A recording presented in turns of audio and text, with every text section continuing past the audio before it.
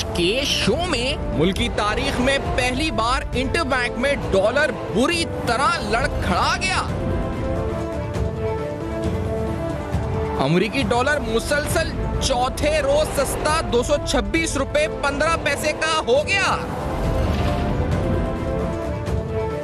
IMF TISS मिलने से dollar 180 से 190 रुपए तक आने की तवक्को, माहिरीन पुरएतमाद।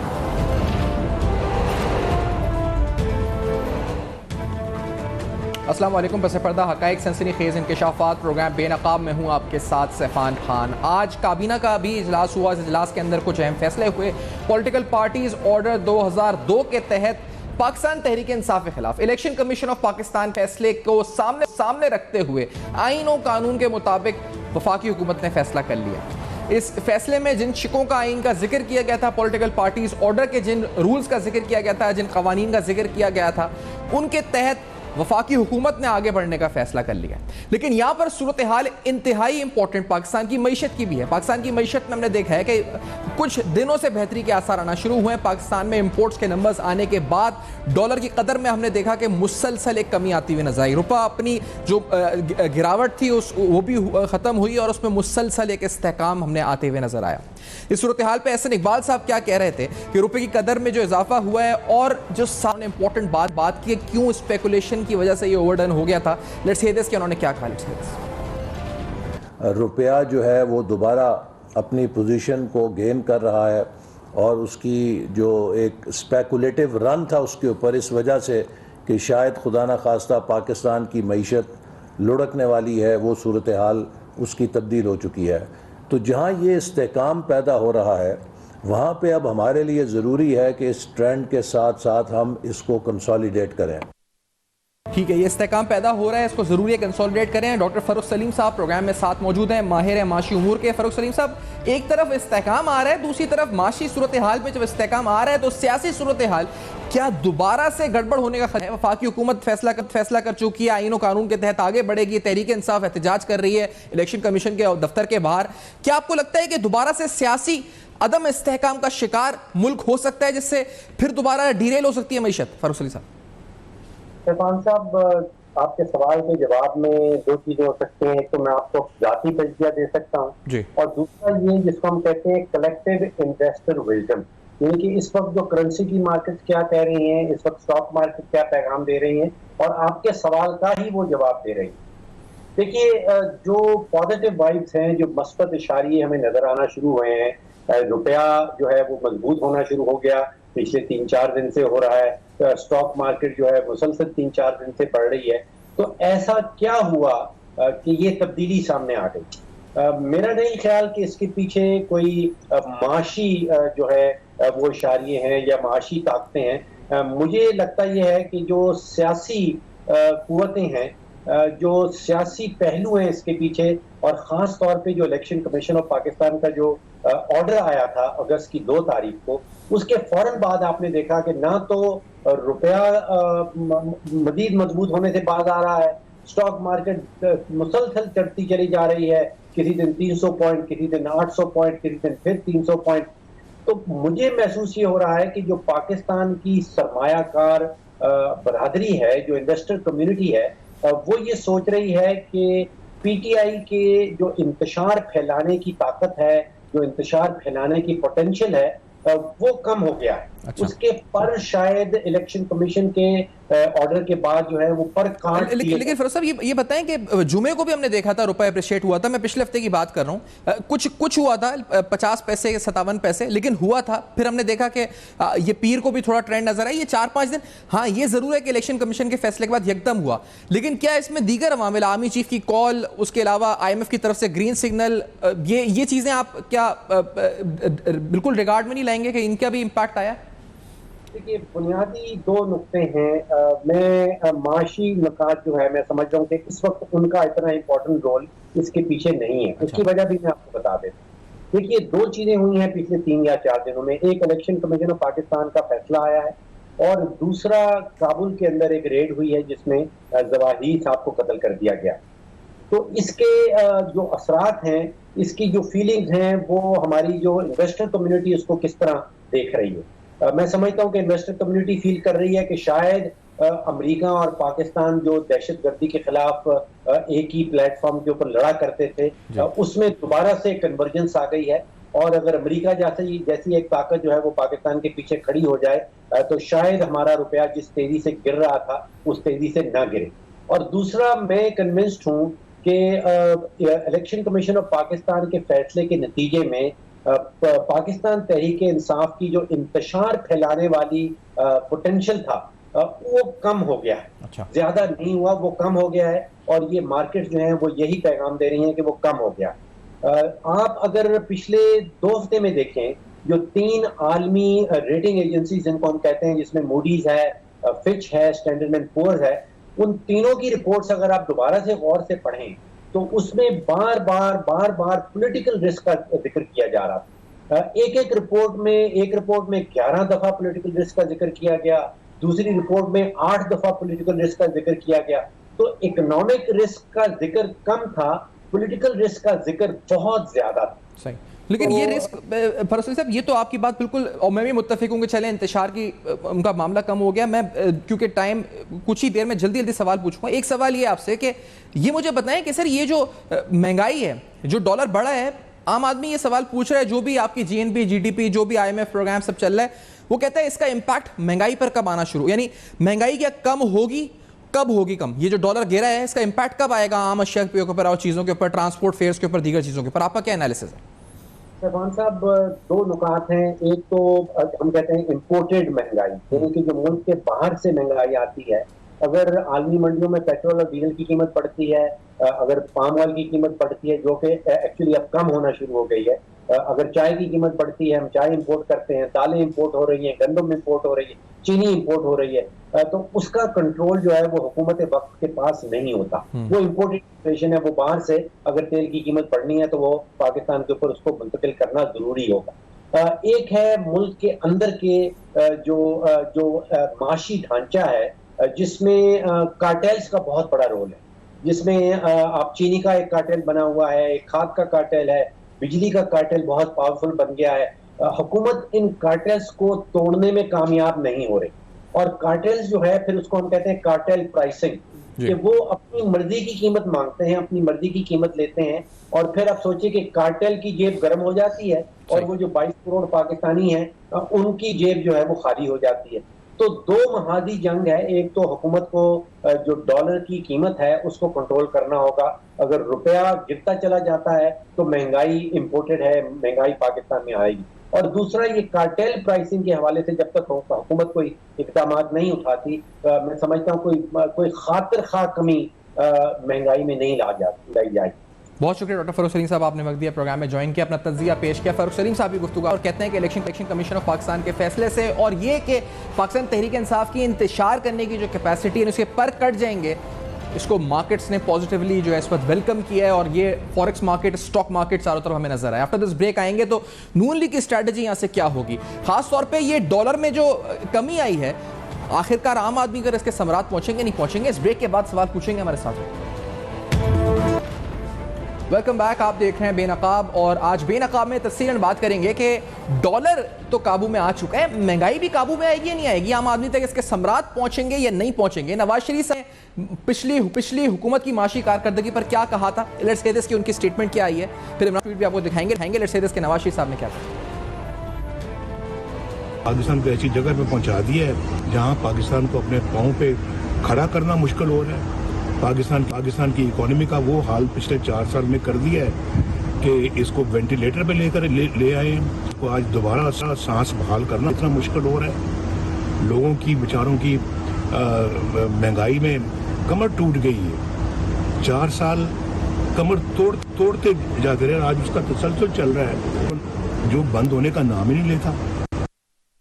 एहसान साहब प्रोग्राम में साथ मौजूद हैं, नून लीग के सीनियर रहनुमा हैं, आप कोऑर्डिनेटर हैं प्राइम मिनिस्टर के ऑन कॉमर्स एंड इंडस्ट्री, साथ मौजूद हैं। शुक्रिया आपको करेंगे, प्रोग्राम में आपने ज्वाइन किया। एहसान साहब, ये इमरान खान साहब ट्वीट ये कह रहे हैं कि जब वो थे 8 मार्च 2022 जब वोट ऑफ कॉन्फिडेंस टेबल हुआ तो डॉलर जो था वो 188 778 पे था और ये बढ़कर 250 पर आया। उन्होंने कहा कि इससे जो नाअहली भी साबित हुई और दूसरा इससे माशी तबाही भी आई।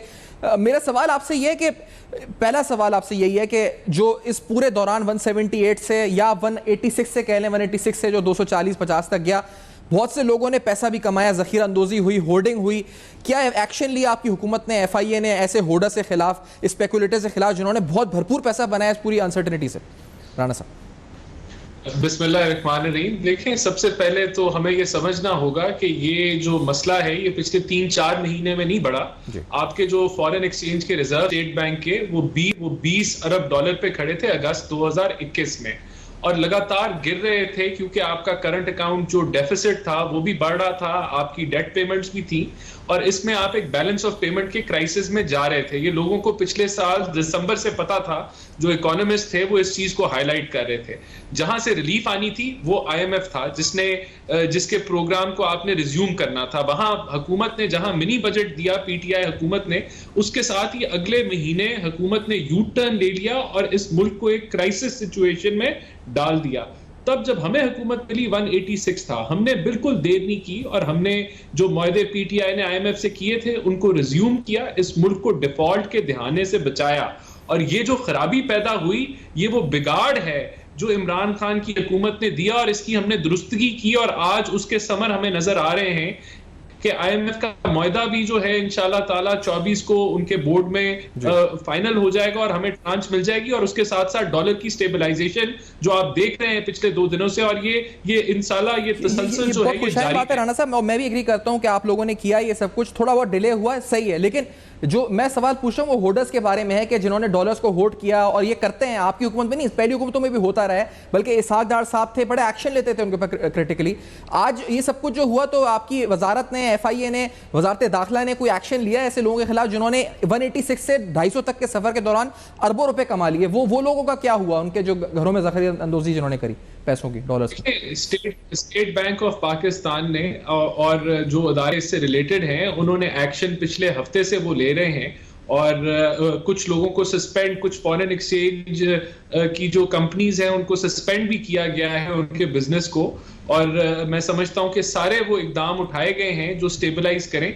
तो गवर्नमेंट और स्टेट बैंक ऑफ पाकिस्तान इसके ऊपर नजर रखे हुए है, और मैं समझता हूं कि अब ये स्टेबिलिटी है वो इस्तिस्ना होगी, उन लोगों को नहीं लगेगा, जो पुराना निजाम जिस तरह चल रहा था उसी तरह ही चलेगा। एक सर्टेन नंबर ऑफ यूनिट्स के ऊपर ये टैक्स लागू होगा और ये फुल एंड फाइनल सेटलमेंट होगी। तो मैं समझता हूं कि इससे बेहतर तोहफा हम ट्रेडर्स को नहीं दे सकते।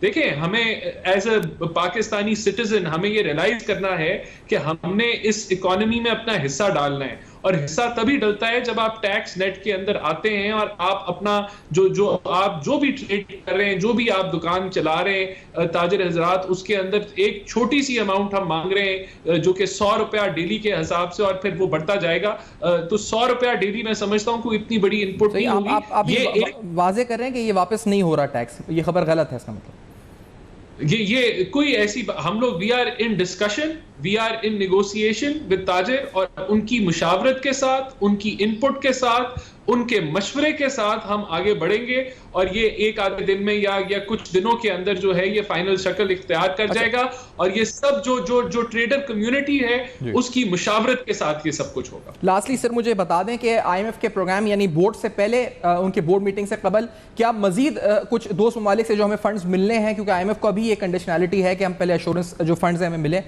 तो क्या उम्मीद है कितने फंड्स मिलेंगे और कहां से मिलेंगे, और बोर्ड से पहले ही आ जाएंगे? क्या होगा उस इनफ्लोस का? चाइना का रोल ओवर तो हो गया।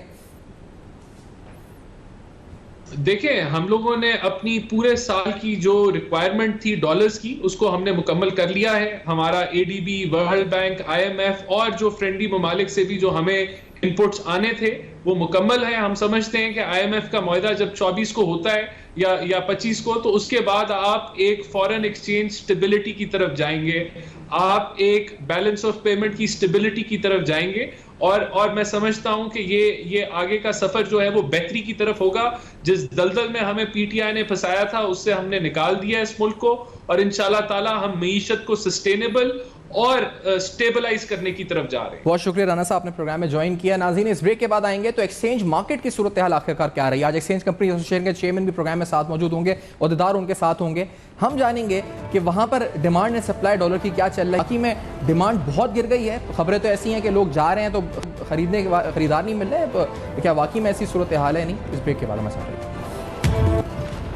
Welcome back. आप देख रहे हैं बेनकाब। आज से कुछ दिन कबल मिफ्ता इस्माइल साहब ने जब अनाउंस किया था कि रुपए पे प्रेशर इसलिए कम हो रहा है कि इंपोर्ट्स में कमी आ रही है, इसमें बहुत सी पॉलिटिकल वजूहात भी हैं जिन पर गुफ्तगू इस प्रोग्राम में पिछले सेगमेंट में हुई है। मिफ्ता इस्माइल साहब ने कहा क्या था exactly? Let's get this first. FBR के डेटा के तहत इस महीने पाकिस्तान में इंपोर्ट्स जो हैं वो $5 बिलियन की हुई है, $5 बिलियन की। पिछले महीने ये एफबीआर के डेटा के तहत पाकिस्तान ने इंपोर्ट 7.7 बिलियन की थी, तो ये $2.7 बिलियन की कमी आई है, जो कि एक बहुत ही खुशाइन बात है। और हम समझते हैं कि इससे अल्लाह की मेहरबानी से रुपए पे प्रेशर ख़त्म होगा और चीज़ें आसान हो जाएंगी। जून के अंदर 3.7 बिलियन की मेरे साथ जफर प्राचा साहब इस प्रोग्राम में मौजूद हैं। आप एक्सचेंज कंपनीज एसोसिएशन की नुमाइंदगी कर रहे हैं प्रोग्राम में, 7 ओहदेदार हैं अहम। उसके बहुत शुक्रिया जफर साहब, आपने वक्त दिया, प्रोग्राम में ज्वाइन किया। सर फरमाएं, डिमांड सप्लाई क्या है इस पर डॉलर की? क्या वाकई में ये जिस तरह की खबरें हैं कि इस वक्त डॉलर के हवाले से डिमांड एकदम गिरी है और लोग इस पर जो है, यानी लोग अगर बेचने जा रहे हैं तो खरीदार नहीं मिल रही है, या स्पेकुलेशन है ये बहुत ज्यादा? अस्सलाम वालेकुम जनाब। वालेकुम अस्सलाम।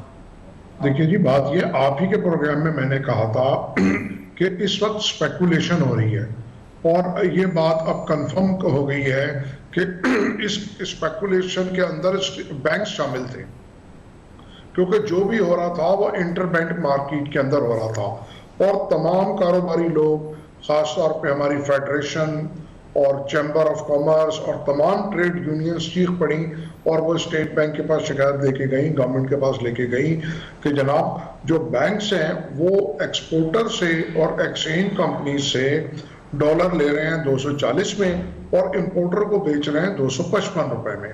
तो इतना बड़ा गैप हमने कभी हिस्ट्री में नहीं देखा। 25-50 पैसे या $1 $2 तो चलो समझ में आता है, लेकिन इसमें जो सबसे ज्यादा खराब रोल अदा किया है वो बैंक्स ने किया है। उसके बाद उनकी देखा देखी जो एंटी स्टेट एलिमेंट थे, खासतौर पे इंडिया, उसने अफगानिस्तान में डॉलर की बाइंग खोल दी 255 रुपए में और पेशावर में और दूसरी जो हमारी ग्रे मार्केट है वहां पे डॉलर का रेट हो गया 250 रुपए और जबकि इंटरबैंक था 240, वहां हो गया 250।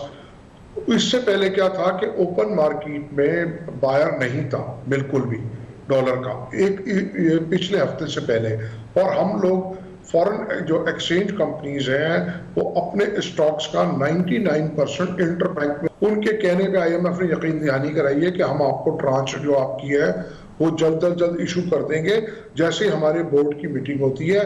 और उन्होंने साथ में ये भी कल प्रेस रिलीज में कहा कि पाकिस्तान तमाम शराइत पूरी कर चुका है हमारी।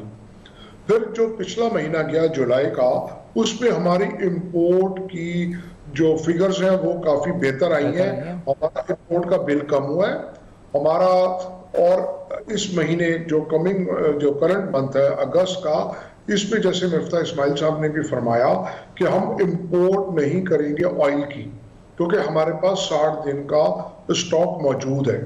फिर इसके साथ साथ इंटरनेशनली ऑयल की प्राइस भी कम हुई है, कोल की प्राइस कम हुई है, गैस की प्राइस कम हुई है, एडिबल ऑयल की प्राइस कम हुई है।